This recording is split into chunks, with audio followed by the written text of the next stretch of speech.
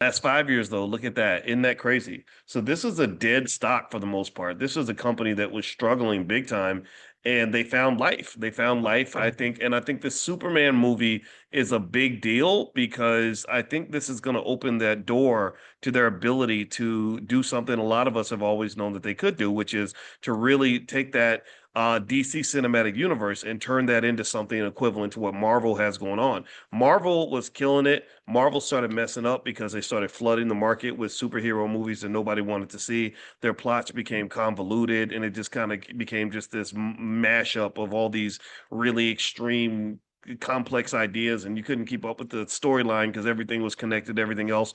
I think DC can learn from Marvel, and I think that they're doing that. I think that the hire I read up on the hiring of James Gunn as the director of the new Superman, and they basically stole him from Marvel. Marvel messed up.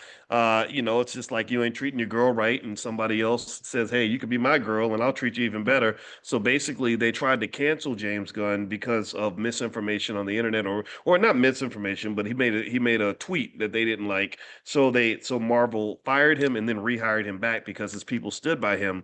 Well, apparently that left a bad taste in James Gunn's mouth. So he finished doing Guardians of the Galaxy, but then he went over to DC. And this really speaks to cancel culture, and you could tell that with Gunn that experience affected him to the point where he actually put that in the script of the Superman movie.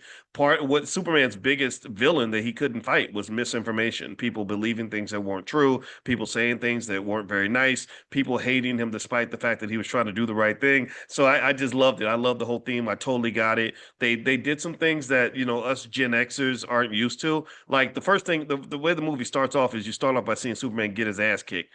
I didn't grow up watching Superman get his ass kicked. That was kind of weird. And then also they showed him being relatable, emotionally vulnerable. I think they also wanted him to relate to the lower testosterone Gen Z that exists. I don't know if y'all have seen the studies, but literally they say that male testosterone has dropped by like 20% in the last 20 or 30 years. I don't know what's going on. I think it could be the food or something. I don't know, but softness is kind of like the thing for a lot of the younger men, which that ain't the era. I survived the '90s. Okay, so I don't understand all that. But still, though, despite all this, it was a great movie. It was really good. Lex Luthor, best Lex Luthor ever, right up there past Gene Hackman. The Superman was, he was good.